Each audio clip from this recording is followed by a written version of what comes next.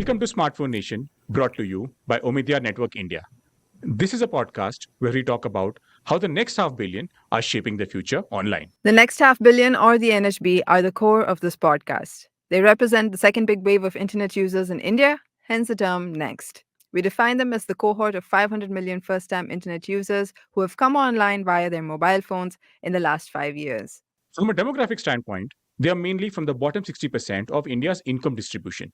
They are owners of small businesses like beauty salons and kirana shops, and also blue collar workers, domestic workers, security guards, etc. They are building a greater comfort with tech and represent the hustle and ambition of an aspiring India. Today, we'll talk about how Kiwi will accelerate access to transactional credit for millions of underserved customers by catalyzing mass market adoption of credit on UPI. Kiwi is the first app to offer customers the opportunity to experience credit on UPI through RuPay credit cards issued in partnership with banks. We have with us co-founder Anup Agrawal to talk about his story of impact. All right, welcome to our show, Anup.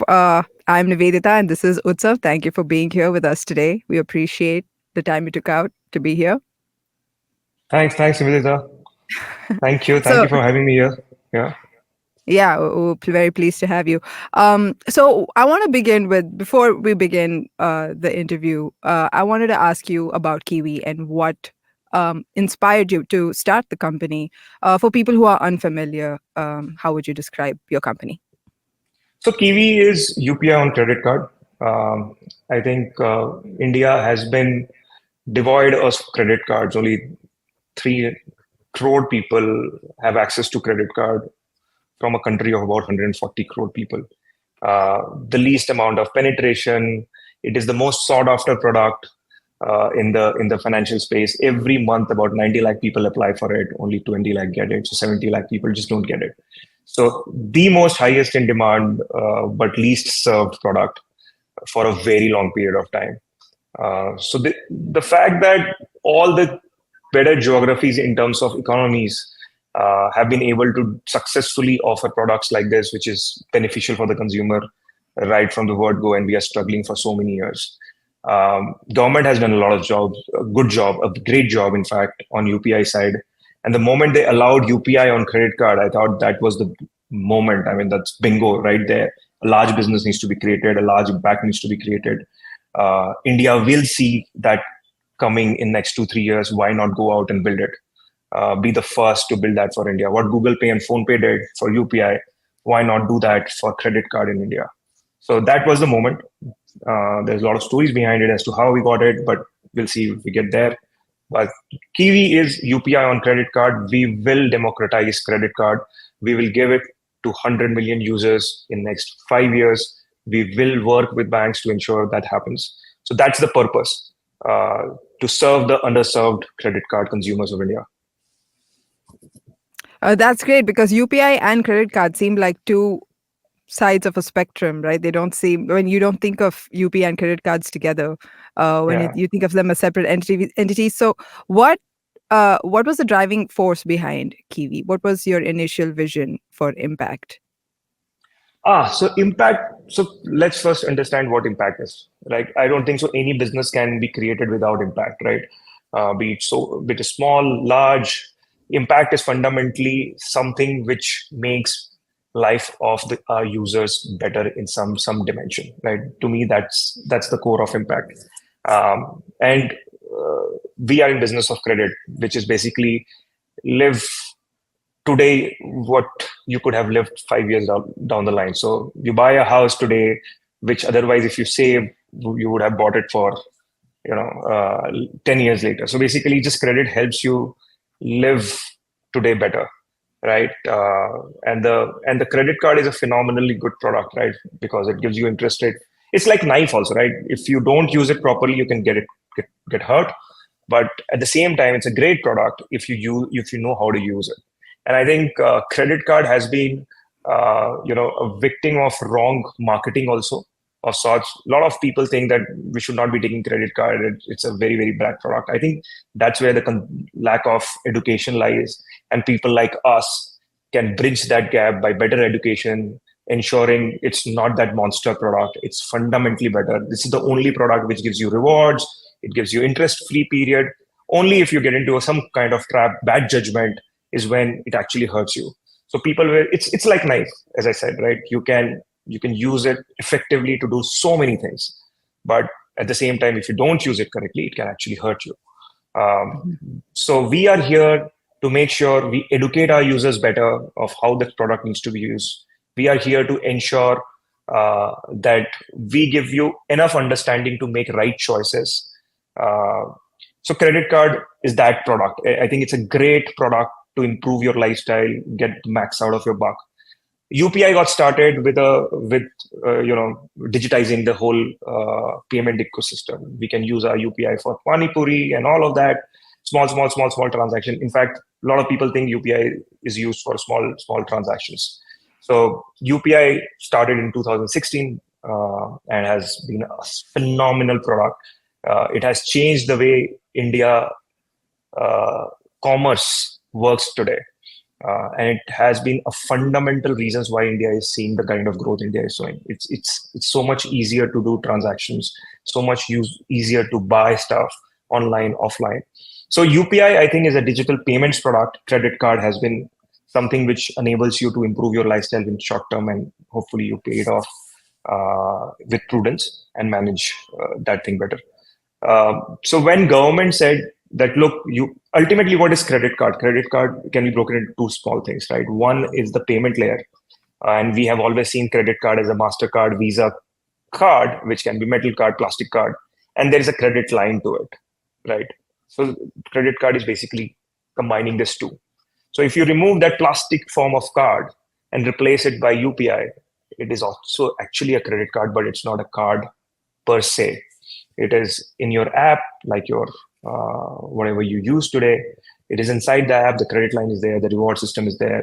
All of that benefit of credit card exists now comes in UPI, and that is how it started. Physical credit card is very hard to understand. They can't talk to the user, right? You put it in your wallet. That piece of plastic will not tell you that your due date is tomorrow.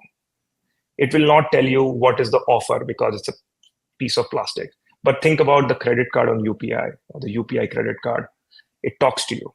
It tells you that you got to pay your bill tomorrow.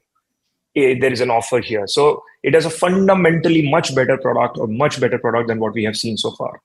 And we believe that in next 5 years, a good portion of Indians above 5 lakh rupees earning will have access to credit card, and they will be much more educated in using it and will use it much more confidently than how they have been using it so far. That fear will go away. What is this specific feature of credit on UPI that you think will make credit cards or credit less intimidating to the next 500 million or, the underserved communities? Education. Ultimately, the education. So if you look at the current credit card, it is basically cross-subsidizing in some sense, right? People who don't pay on time actually pay for rewards for people who pay on time. People who pay interest actually pay for people who don't pay interest. So it is a fundamentally cross-subsidizing product, and the P&L works like that.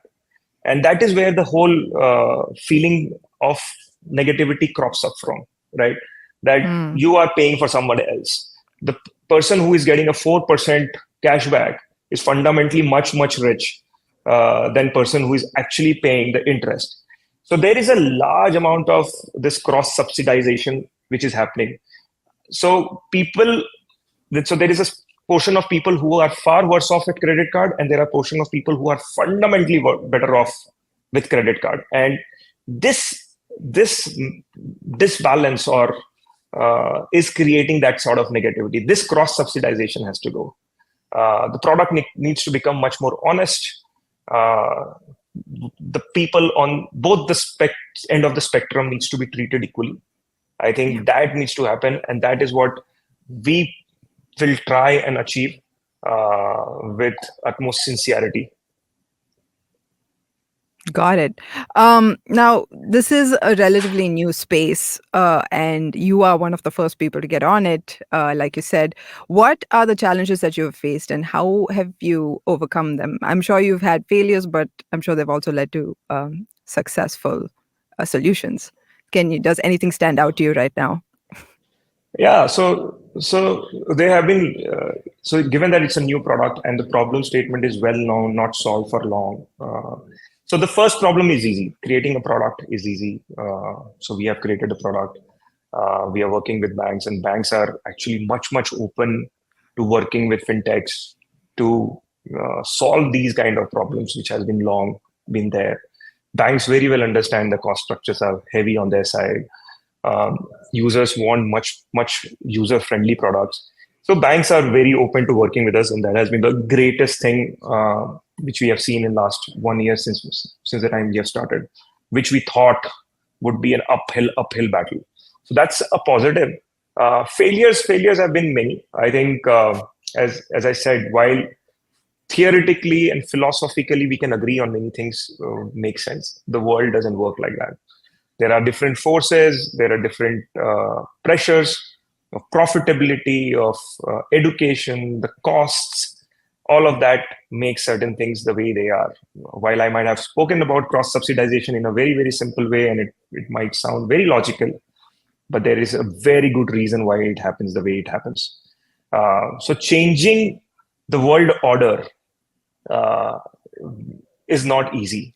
And the space at which I thought we will be able to make those changes, I am actually, realizing some of that will take time.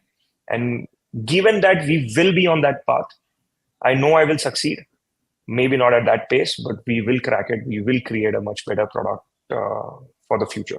And what do you see credit turning into, like you said, in the next 5 years? But because this is such a new space, how do you see credit being used in the next 10 to 15 years with this kind of advancement? So India is still largely a savings country. Okay, savings is something which is which is celebrated.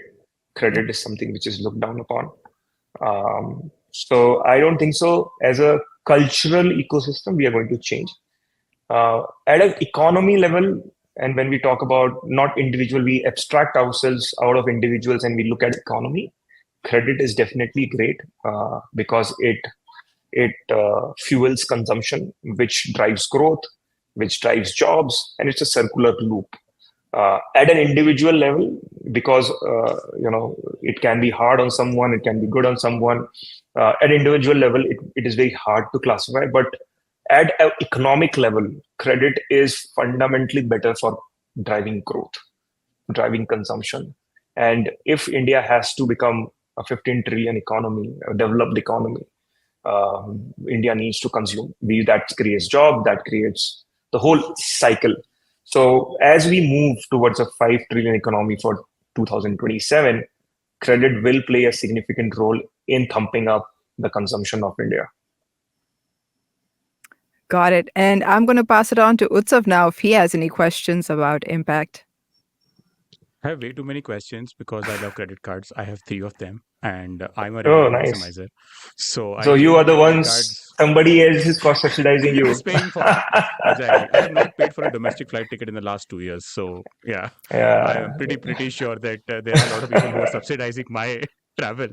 Wow. And I'm sometimes very disappointed when suddenly a card gets devalued, and I'm like, oh my god, now I have to start looking for a new card. But personal interest in credit cards aside, I want to understand two things, right? What does the user journey on Kiwi look like, right? Because um, users have a certain mental model of how credit cards operate, right? For a Yes. lot of people, it's like someone is standing outside their office, they will give them a form, right? They will fill that form. I have no idea whether they will actually get a credit card or not. And a lot of times Yeah. lead to disappointment, right? So they're used to a Yeah. certain cycle of expectation and disappointment coming in. Yeah. Yeah. Now, what if someone comes on Kiwi, right? And I've seen the website, a very interesting website layout itself, by the way, right? It's not an Yeah. infinite scroll where you often see. It's like scroll, then you stop, you observe something, then you scroll ahead. And Yeah. so how is this journey designed differently to sort of manage that psychological damage which people have lived with, saying that you are not credit worthy? Yeah. Thanks, Utsav, for that question. I think uh, that, so basically user onboarding, what we call, and we are pretty non-creative in some of these words, so pardon for that. So user onboarding is what we call, and that has to be extremely, so what we have seen is credit card creates a high anxiety among users. Okay. Two, three things which we have found. And you again are on the spectrum, which is very, very comfortable with credit card, uh, but majority of the users are not. The first questions they ask is not what reward, how much reward this card gives. It's not the as usual question. People generally ask, "पैसे कहाँ भरने हैं?" Right? Where how do I make sure that I am paying my bills? Because they know that if they miss it by a day, and if there are complications in paying it back, I am going to give a hefty fee. So, and it creates a lot of anxiety. So what we have seen is people going back to their, and generally what we have seen is people have their primary savings account and they generally like to take credit card from that bank. Somehow they have that cushion. And there are two different set of users. One is this who like that comfort, and they are generally the one of the consumers who don't care about rewards, but just want to use their credit card pay off on time. And then there is a second set of users who will never take a credit card from the banks with the savings account, because they have a trust issue that the bank will take out their money. So there are a lot of fears. What we have seen is financial education about products is pretty low. So there are a lot of anxiety. There is some sort of insult if they don't get it. The process feels longer. So it's fairly intimidating, the whole thing. And I think the only thing which fintechs do better than banks, I think banks do a phenomenal jobs on compliance, asset liability, all of that complicated things. But the only thing which I think fintechs are doing a good job is managing those fears of consumers, telling them how they can pay. It's not that banks don't have all the mechanisms; they also have all those mechanisms. But I think fintechs generally do a good job with just education to users, right? That how we are going to pay. The process is fairly digital, right? And most of the players have that today. It's a completely paperless process. In 5 minutes, not even 5 minutes, in 2 minutes, you will know for sure whether you'll get a credit card, yes or no. And within 5 minutes, you would have completed your KYC, and max in another half an hour, you will get your credit card. So the process has become fairly simple, and we have worked with banks to enable that. But I think the problem is not in the process. Problem is in managing those fears, telling the users that you are in good hands, your payments and all of that can be taken care of. All of that is the problem. So what has happened in the last 20 years, there has been a massive trust decay, which needs to be re-established. And I think one of the primary jobs, apart from building the business, will be restoring faith of these products in consumers' mind. And it's very interesting you say that, because when I look, I can clearly see why this product is so badly needed on the consumer side. Right now, I want to talk about the banking side and your positive experiences with the banking industry, on putting out a product like that. Now, you spoke about the fact that the entire cross subsidization thing is not fair in some ways to a certain set of users, and users are not treated fairly across the ends of the spectrum, right? And you feel that should change. But it's also the model banks are extremely comfortable with, right? Because in many ways, they know that what repayment rates they need to maintain to ensure that this cycle keeps running for them and it keeps generating enough revenue and there is enough covering of the costs which the power users are getting in. How do you see that changing with Kiwi, right? Because you are working with the ecosystem, falling in line at the same time trying to change it. It's like how law and society interact with each other. The Yeah, same yeah, way I yeah. see you and the banking system interacting. So talk me a little bit about that dynamics. I think it is not us who will change the bank. I think it will be consumer. Look, users are getting educated. The whole mistrust and all of that is going to slowly erode banks' profitability and all of that. So consumers will demand less cross subsidization at ends of the spectrum. In fact, if you look at anything where there is cross subsidization happening, it is becoming amply clear to users, right? Financial product is one. while I can't think of anything else at this point in time, but world is getting fairer in that sense, right? People want to be treated fairly. I think across products, that is continuously going to happen. Uh, I mean, 20 years back when the information asymmetry was there, one could have done this. But information, with information out there so easily, it will become hard and hard. You spoke about point devaluation. One of the reasons why point devaluation is happening is even in rewards, there is spectrum. There are people who know how to game the reward system, and there are people who don't care about it.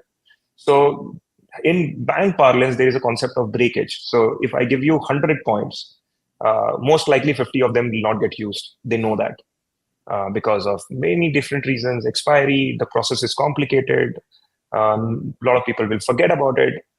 So all of that is there. And at the end of it, you might be happy because you have maximized on those points. But there is a spectrum of users who know that they didn't get the right end of the stick because they couldn't use any of the points. But what is happening is people like you are increasing because of information. And banks have to take a lot of cost. They thought that there will be a 50% breakage, but that breakage is only 20%. And the P&L goes for a toss. So as that 50 becomes 80, becomes 90, there is no cross subsidization happening. And I think market forces will make banks realize more than us. We will continue work to explain what is there, what is happening, so that we stay ahead of the curve in terms of product building. But this is going to happen, irrespective of whether Kiwi is there in the market. This is just the market forces speaking. Right. That point devaluation touched a nerve. I have Access Magnus, and the day the devaluation news was announced, it broke my heart. I'm like, now not that many more free flights. At the way I really exploited that card. I will be very honest of my usage. No, quite a few people did, and I'm sure many hearts must have broken that day more than Valentine's Day. But yeah, that's the reality. That's going to happen. Now I'm just going to move to Burgundy and get back my 5:4 transfer points ratio. That's all I'm looking at. This is my 2024 Yeah, but Burgundy is a very, very premium card. 95% of the credit card users are not eligible for that. Absolutely. No, there's not even eligible for it. And I mean, I have a Burgundy account, so maybe I will be eligible for it. And that's also sort of up for discussion. But that's a discussion for another, time.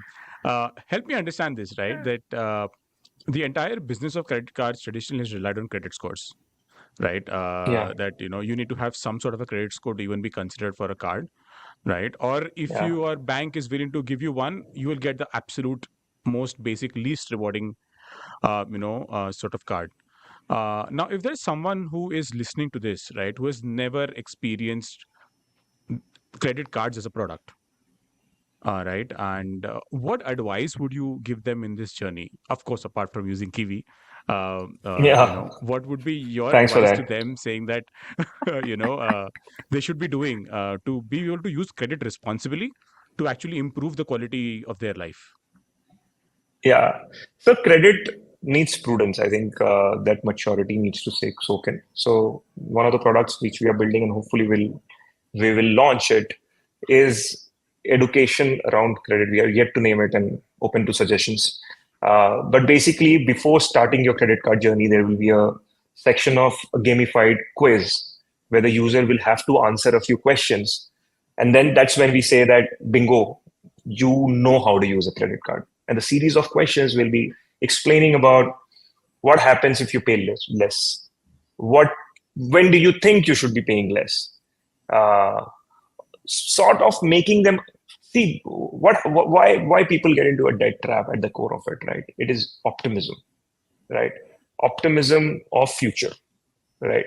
So basically, you spend today thinking tomorrow you will definitely be able to pay. And tomorrow, when the date comes, you think, okay, fine, let me just stretch it for another time. So continuous optimism regarding your financials, more so debt repayment, is what leads to this whole stage where people are perpetually in debt. I think somebody needs to do that reality check every now and then.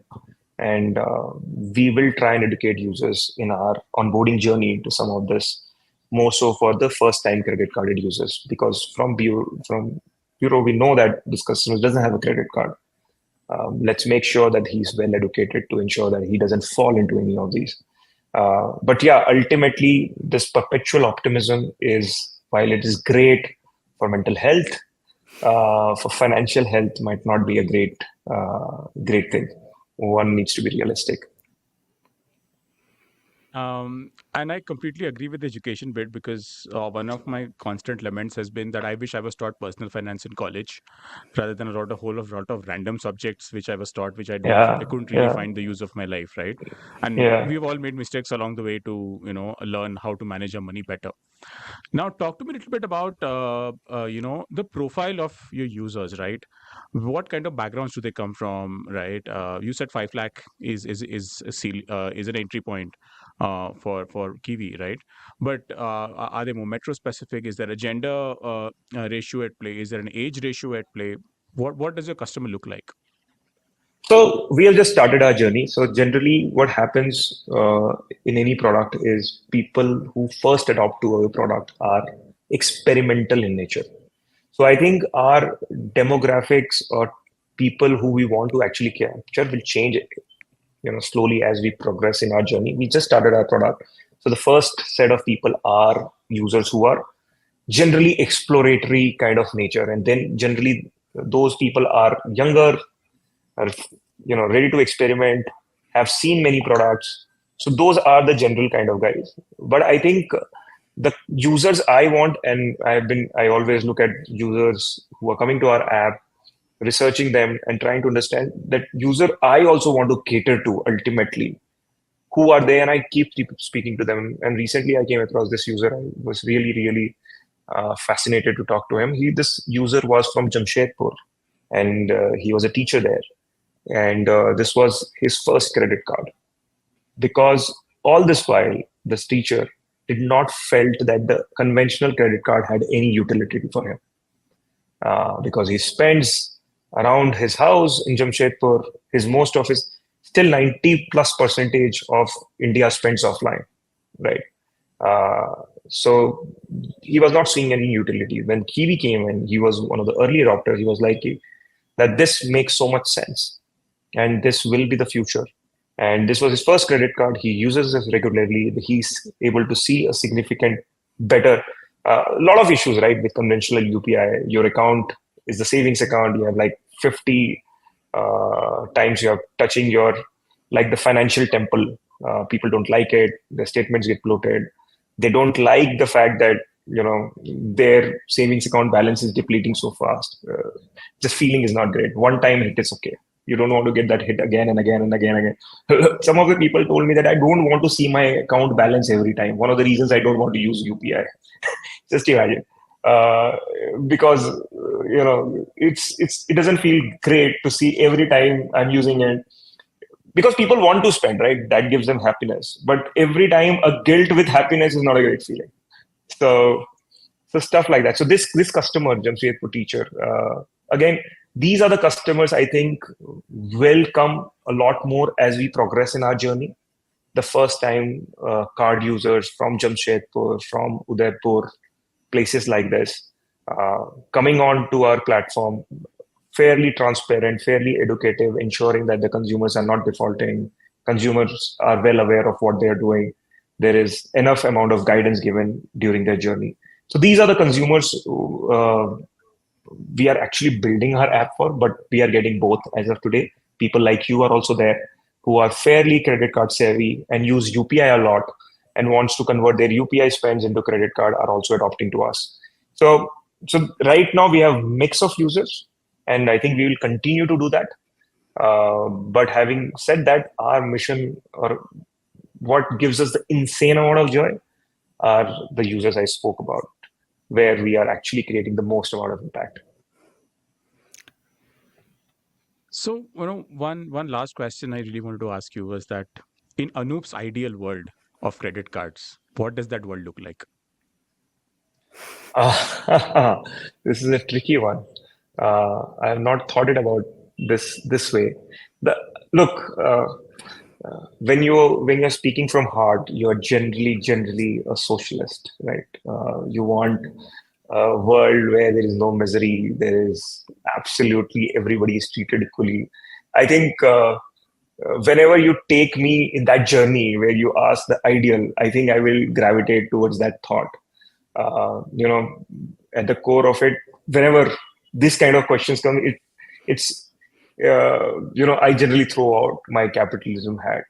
But I think the world will not operate that. But given that you asked for an ideal one, I hope nobody needs only there is something called cash card. People use their credit card, earn rewards, but pay them back. And there is no debt required. Enough people have enough, or they find whatever they have is enough. Either ways to live their life. So I think, ideal would be that, but again, there are many forces. Anup, thank you so much, for this conversation. I first of all learned a lot, and now after this conversation, I am considering should I put my UPI transactions on Kiwi, because there are places You where I should. can't use my card, and I think Yeah, I'm yeah, going to yeah. try it out. I'm definitely And going to you try will it out. move to, you'll completely move to Kiwi. That is for sure. I can tell you. You That's sought what air people tell miles me. as a product for me. I will move to Kiwi. I have zero loyalty towards any credit card. I need to go on Kiwi to see how good I am with credit cards because I think I'm the opposite side of the spectrum. Yeah, yeah, Yeah, I don't yeah. think I'm good with credit. I was told by my elders that you don't get a credit card because you shouldn't spend money you don't have, and that's what credit cards will make you do. Yeah, yeah, that's true. But for some time, it will definitely make you happy as well. Yeah. I've never paid a rupee in interest in my entire life of 10 years of using credit cards, right? If you know what you're going to spend on beforehand, you will not overspend more than 5-10%. I think that's really what Yeah, is the overspending. I responsibility think I with credit. totally agree. Totally agree Yeah. that that's not a great idea, and that's education. I'm sure you are smart enough, Niveditha, to not do that. So you should go ahead. I think I should. I should. It's a knife. I'll At go the on end of Kiwi. it, you'll never cut yourself. Don't worry. You're grown Yeah, up. I'm good with knives. I should be good with credit cards. Yeah. Anu, thank you so much. I really personally enjoyed this conversation. This is a great area of interest for me. But thank you so much again for Thanks. making time for us today and talking to us about Kiwi and your journey. Perfect. Thanks, both of you for taking time Thank and talking you. to me. Loved talking to you both. Thank you. Thanks.